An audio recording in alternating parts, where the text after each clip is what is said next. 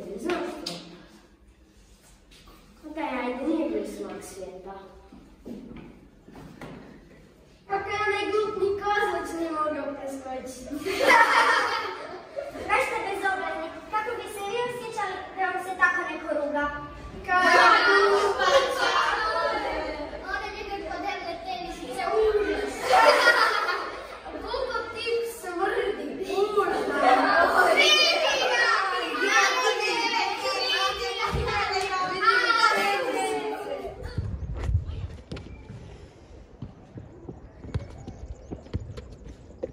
Hej, tražila sam te.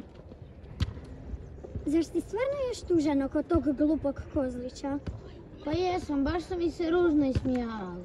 A znam, nije im to baš bilo lijepo. I ja sam im rekla kako bi se oni osjećali da bi ih tako neko ismijavao. Ako hoćeš, mogu ti ja naučiti preskakati kozlić. Ne znam, ne mogu ja to. Naravno da možeš, ti si dobar u mnogim drugim stvarima. Zašto ne bi mogao naučiti i ovo? Kad ne mogu, ne. Da, možeš. Ajmo, molim te. Aj, dobro, idem. Evo, sad ću ti pokazati kako se preskače kozlić. Bitno ti je da su ti noge uvijek u zraku i da ti ruke ne ostanu na kozliću. Evo, pogledaj. A da, lako tebi. Ajde, pokušaj sad i igram u tebe. A ne mogu ja to, strah me je. Nemoj da te bude strah. Ajde, pokušaj još jednom.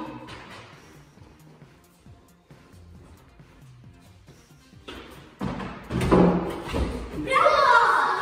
Vidiš da sve možeš.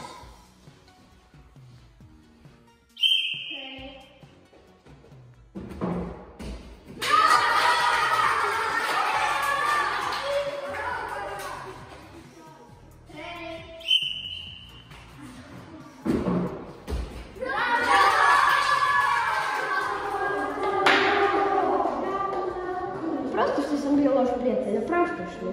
Naravno, sve okej. Bravo, Marko, uspio si. Zajedno smo uspjeli. Netko nosi naočale. Netko ima crnu kosu. Netko je niži, a netko je viši. Netko je dobar u sportu. Netko lijepo pjeva. Svi smo različiti, ali je svako dobar u nečemu. Važno je što nosimo u srcu i da vjerujemo jedni u druge. Svi se